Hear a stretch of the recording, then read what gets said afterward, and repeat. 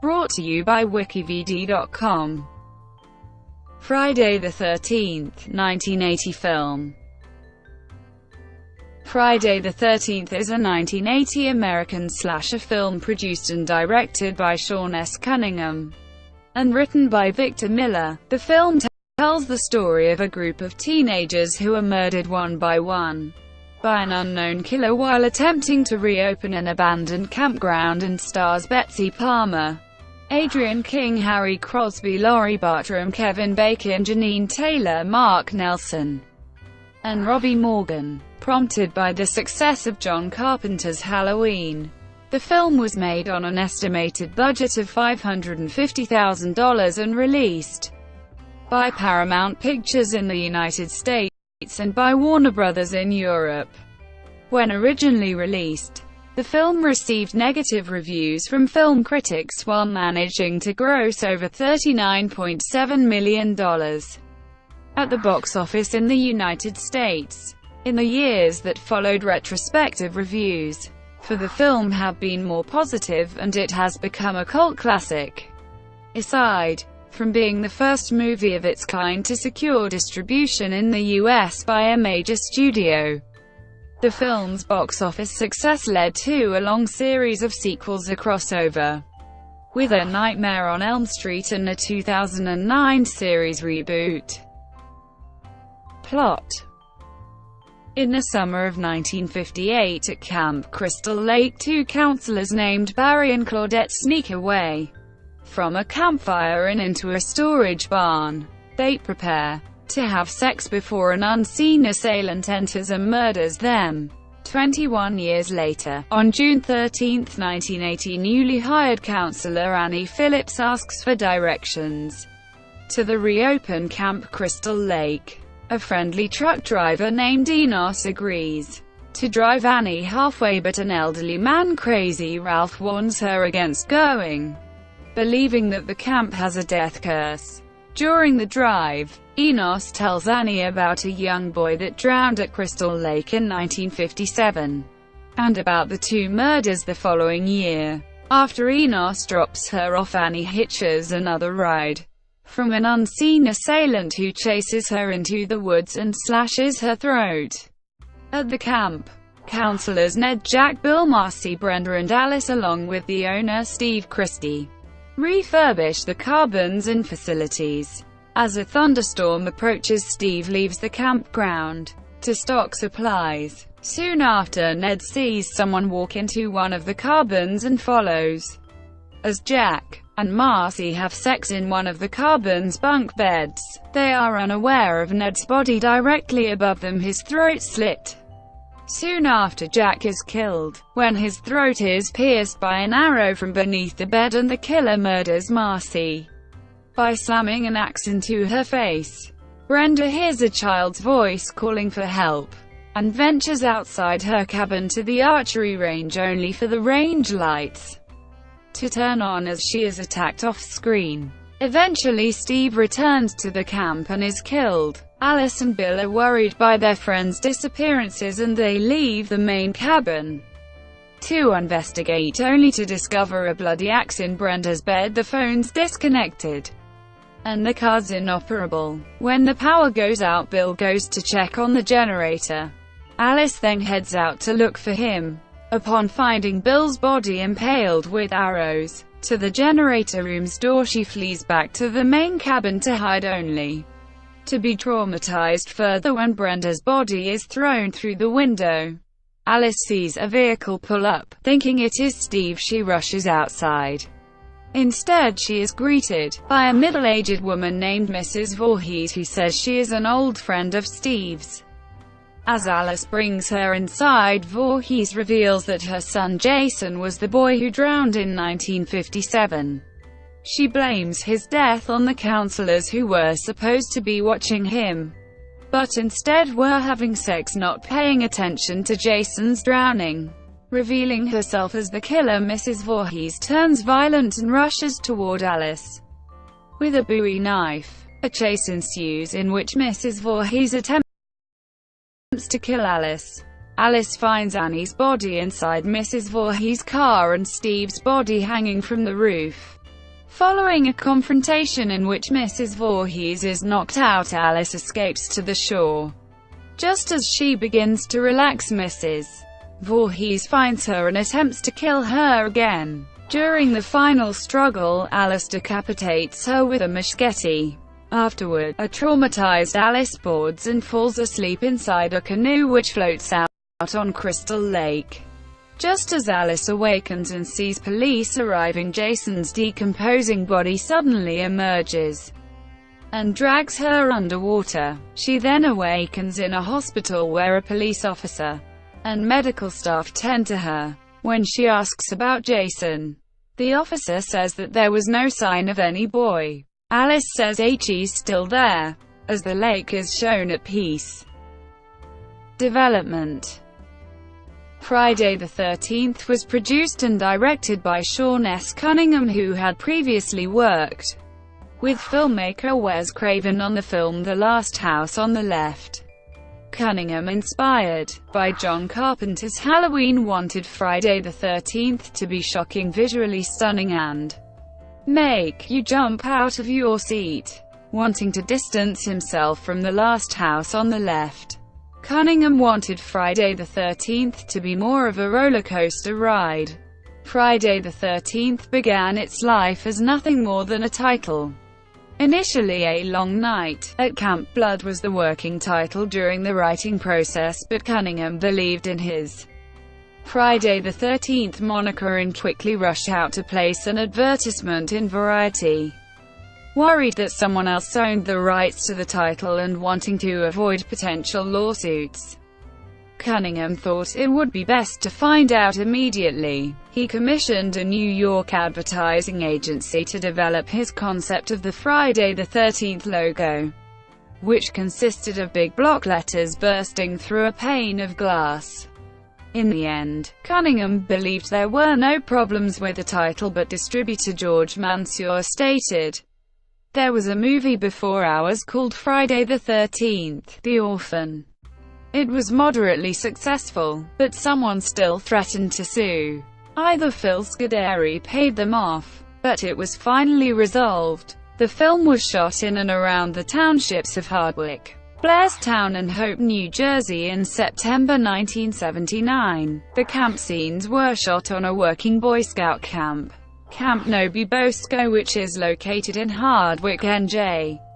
The camp is still standing, and still works as a summer camp. Writing. The script was written by Victor Miller, who later went on to write for several television soap operas, including Guiding Light, One Life to Live, and All My Children. Miller delighted in inventing a serial killer who turned out to be somebody's mother, a murderer whose only motivation was her love for her child. "I took motherhood and turned it on its head, and I think that was great fun." Mrs. Voorhees was the mother I'd always wanted, a mother who would have killed for her kids. Miller was unhappy about the filmmaker's decision to make Jason Voorhees the killer in the sequels. Jason was dead from the very beginning. He was a victim, not a villain. The idea of Jason appearing at the end of the film was initially not used in the original script and was actually suggested by makeup designer Tom Savini.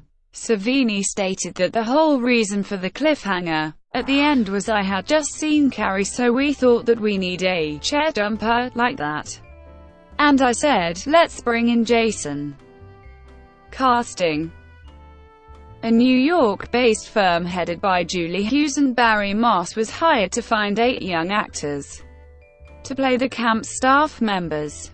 Cunningham admits that he was not looking for great actors, but anyone that was likable and appeared to be a responsible camp counselor. The way Cunningham saw it, the actors would need to look good, read the dialogue somewhat well, and work cheap. Moss and Hughes were happy to find 4 actors: Kevin Bacon, Laurie Bartram, Peter Brower and Adrienne King, who had previously appeared on soap operas. The role of Alice was set up as an open casting call, a publicity stunt used to attract more attention to the film. King earned an audition primarily because she was the friend of someone working in Moss and Hughes's office. After she auditioned, Moss recalls Cunningham commenting that they saved the best actress for last. As Cunningham explains, he was looking for people that could behave naturally, and King was able to show that to him in the audition. With King cast in the role of lead heroine Alice, Laurie Bartram was hired to play Brenda. Kevin Bacon, Mark Nelson and Jeannine Taylor, who had known each other prior to the film, were cast as Jack, Ned and Marcy respectively. It is Bacon and Nelson's contention that because the three already knew each other, they already had the specific chemistry the casting director was looking for in the roles of Jack, Ned and Marcy. Taylor has stated that Hughes and Moss were highly regarded while she was an actress, so when they offered her an audition, she felt that whatever the part, it would be a good opportunity. Friday the 13th was Nelson's first feature film, and when he went in for his first audition, the only thing he was given to read were some comedic scenes. Nelson received a call back for a second audition, which required him to wear a bathing suit, which Nelson acknowledges made him start to wonder if something was off about this film. He did not fully realize what was going on until he got the part and was given the full script to read. Nelson explains, it certainly was not a straight dramatic role, and it was only after they offered me the part that they gave me the full script to read, and I realized how much blood was in it. Nelson believes that Ned used humor to hide his insecurities, especially around Brenda, whom the actor believes Ned was attracted to. Nelson recalls an early draft of the script stating that Ned suffered from polio, and his legs were deformed while his upper body was muscular. Ned is believed to have given birth to the practical joker victim of horror films. According to author David Grove, there was no equivalent character in John Carpenter's Halloween or Bob Clark's Black Christmas before that. He served as a model for the slasher films that would follow Friday the 13th. The part of Bill was handed over to Harry Crosby, son of Bing Crosby. Robbi Morgan, who plays Annie, was not auditioning for the film when she was offered the role. While in her office, Hughes just looked at Morgan and proclaimed, "You're a camp counselor." The next day Morgan was on the set. Morgan only appeared on set for a day to shoot all her scenes.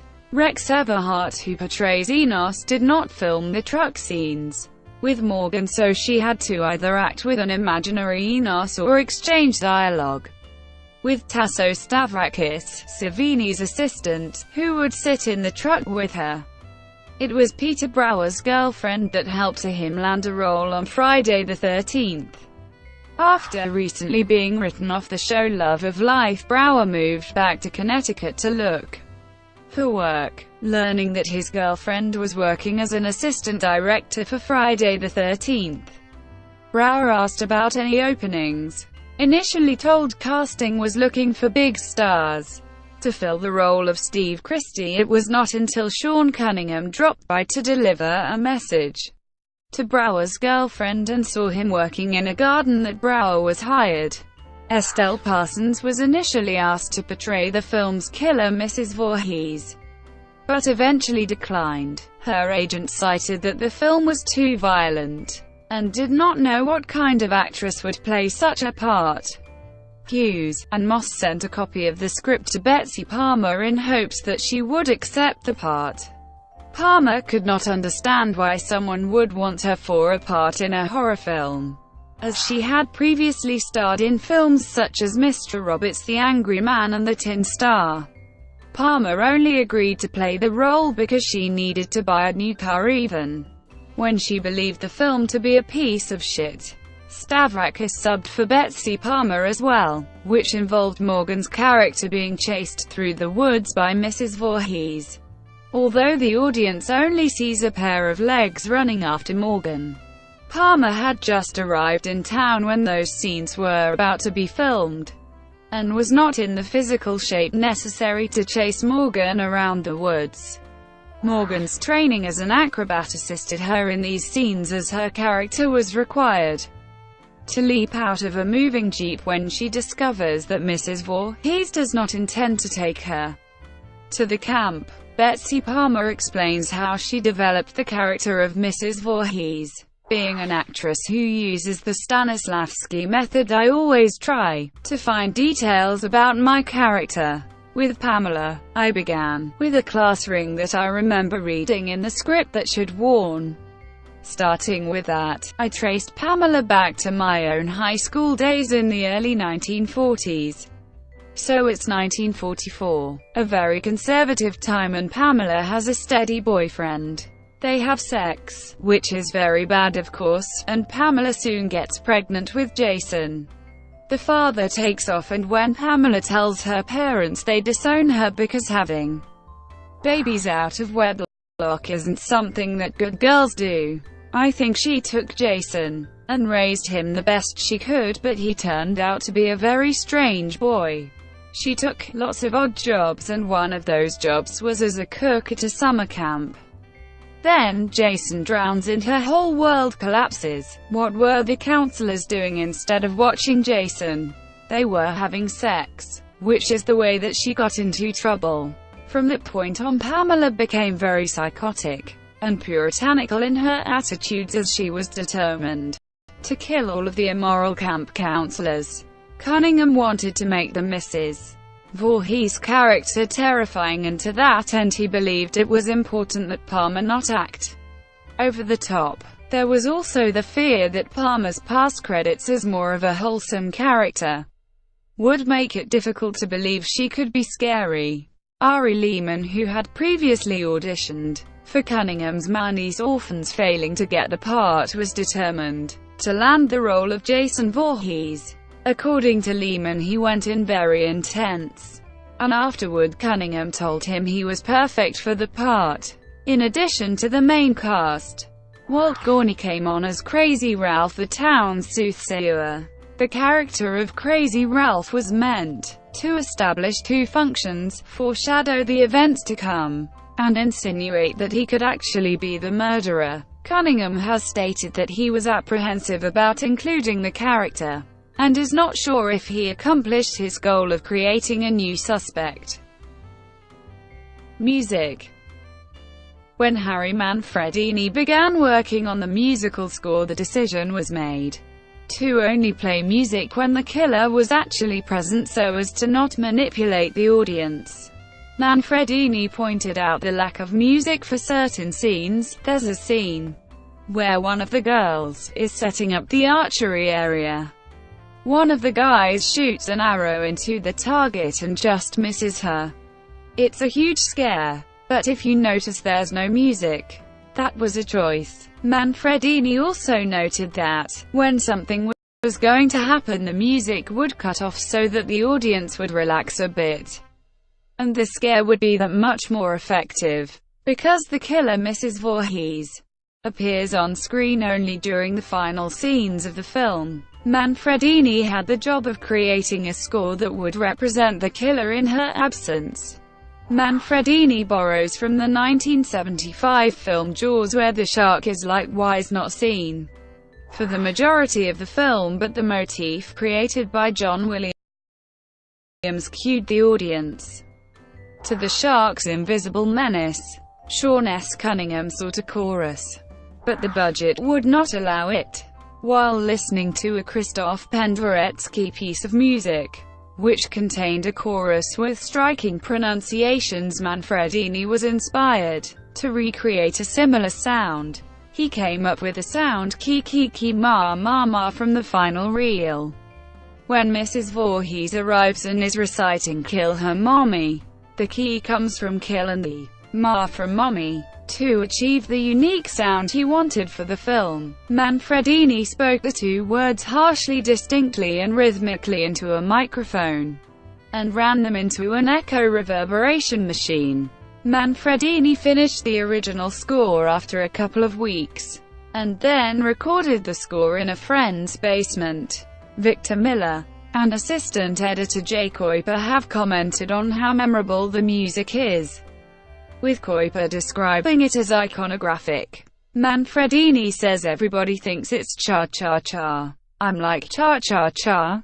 What are you talking about? In 1982, Gramavision Records released their LP record of selected pieces of Harry Manfredini's scores from the first 3 Friday the 13th films. On the 13th of January 2012, La La Land Records released a limited edition 6-CD box set containing Manfredini's scores from the first 6 films. It sold out in less than 24 hours. Box office.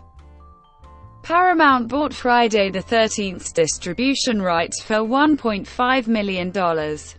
After seeing a screening of the film, they spent approximately $500,000 in advertisements for the film and then an additional $500,000 when the film began performing well at the box office. Friday the 13th opened theatrically on the 9th of May 1980 across the United States, ultimately expanding its release to 1,100 theaters.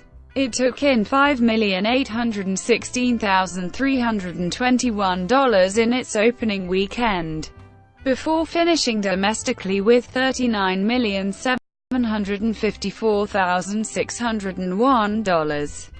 It was the 18th highest-grossing film that year, facing stiff horror film competition from such high-profile releases as The Shining, Dressed to Kill, The Fog, and Prom Night.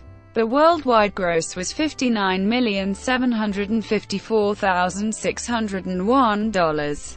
Friday the 13th was released internationally, which was unusual for an independent film with, at the time, no well-recognized or bankable actors, aside from well-known television and movie actress Betsy Palmer. The film would take in approximately $20 million in international box office receipts, not factoring in international sales of the crossover film with A Nightmare on Elm Street's Freddy Krueger. The original Friday the 13th is the highest-grossing film of the film series.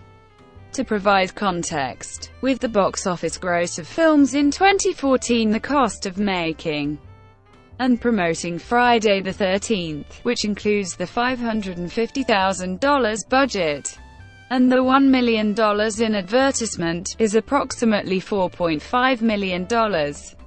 With regard to the U.S. box office gross, the film would have made $177.72 million in adjusted 2017 dollars. On the 13th of July 2007, Friday the 13th was screened for the first time on Blairstown's Main Street in the very theater which appears shortly after the opening credits. Overflowing crowds forced the Blairstown Theater Festival, the sponsoring organization, to add an extra screening. The event was covered by local media and New York City's Channel 11 WPIX. A 30th anniversary edition was released on March 10, 2010. A 35th anniversary screening was held in the Griffith Park Zoo as part of the Great Horror Campout on March 13, 2015. Critical reception. Rotten Tomatoes reports that 59% of critics gave the film a positive review based on 50 reviews. Its most vocal detractor was Gene Siskel, who in his review called Cunningham one of the most despicable creatures ever to infest the movie business. He also published the address for Charles Bluhdorn, the chairman of the board of Gulf Western, which owned Paramount as well as Betsy Palmer's home city, and encouraged fellow detractors to write to them and express their contempt for the film. Siskel and Roger Ebert spent an entire episode of their TV show berating the film because they felt it would make audiences root for the killer. Leonard Maltin initially awarded the film 1 star or bomb, but later changed his mind and awarded the film a 1.5 stars simply because it's slightly better than Part 2, and called it a gory cardboard thriller. Variety claimed the film was low budget in the worst sense, with no apparent talent or intelligence to offset its technical inadequacies. Friday the 13th has nothing to exploit but its title. Later on, retrospective reviews were much more positive regarding the film, with praise mainly towards its score, makeup effects, and Betsy Palmer's role, while it drew criticism for its script and lack of character development. Dave Kerr said that, for all its shoddiness, the film manages just barely to achieve its ignoble goals. It delivers what it promises. James Kendrick gave the film a 3 out of 4, calling it a campfire boogeyman story designed to do little more than build tension and deliver a few well-timed shocks, which it does with precision and even a bit of artistry. Kevin Carr said that what makes the movie work is that the slasher genre hadn't been set in stone yet, and some choices that director Sean S. Cunningham makes in the film that work against type. The film was nominated for AFI's 100 Years.100 Thrills. The film was nominated twice at the first Golden Raspberry Awards for Worst Picture and Worst Supporting Actress for Betsy Palmer, winning neither. Home media. On 3 February 2009, Paramount Home Entertainment released Friday the 13th on an unrated, uncut home video version for the first time in the United States. It is available on both DVD and Blu-ray disc. The uncut version of the film contains approximately 10 seconds of previously unreleased footage. In 2011, the uncut version of Friday the 13th was released in a 4-disc DVD collection, with the first 3 sequels. The Australia DVD, Blu-ray release was July 1, 2009, and features commentary by Sean S. Cunningham among several other bonuses. Sequels. As of 2009, Friday the 13th has spawned 9 sequels, including a crossover film with A Nightmare on Elm Street villain Freddy Krueger. Friday the 13th Part 2 introduced Jason Voorhees, the son of Mrs. Voorhees, as the primary antagonist, which would continue for the remaining sequels and related works. Most of the sequels were filmed on larger budgets than the original.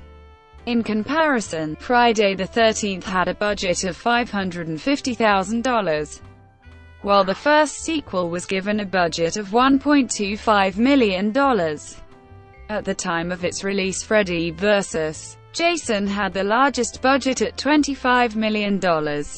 All of the sequels repeated the premise of the original, so the filmmakers made tweaks to provide freshness. Changes involved an addition to the title, as opposed to a number attached to the end, like the final chapter, and Jason Takes Manhattan, are filming the movie in 3D, as Miner did for Friday the 13th Part 3. One major addition that would affect the entire film series was the addition of Jason's hockey mask. In the third film, this mask would become one of the most recognizable images in popular culture. A reboot to Friday the 13th came to theaters in February 2009 with Freddy vs. Jason writers Damian Shannon and Mark Swift hired to script the new film. The film focused on Jason Voorhees along with his trademark hockey mask.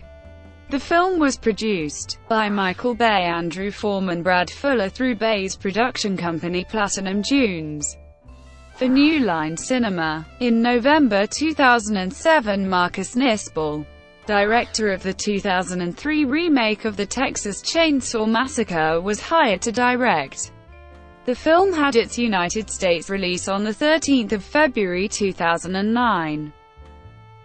Adaptions and literature.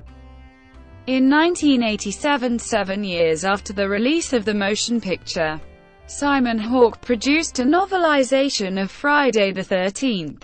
One of the few additions to the book was Mrs. Voorhees begging the Christie family to take her back after the loss of her son. They agreed. Another addition in the novel is more understanding in Mrs. Voorhees' actions. Hawke felt the character had attempted to move on when Jason died, but her psychosis got the best of her. When Steve Christie reopened the camp, Mrs. Voorhees saw it as a chance that what happened to her son could happen again. Her murders were against the counselors because she saw them all as responsible for Jason's death. A number of scenes from the film were recreated in Friday the 13th, Pamela's Tale, a 2-issue comic book prequel released by Wildstorm in 2007. In 2016, the book On Location in Blairstown, The Making of Friday the 13th was released, detailing the planning and filming of the movie. Brought to you by WikiVidi.com. Would you like to know more?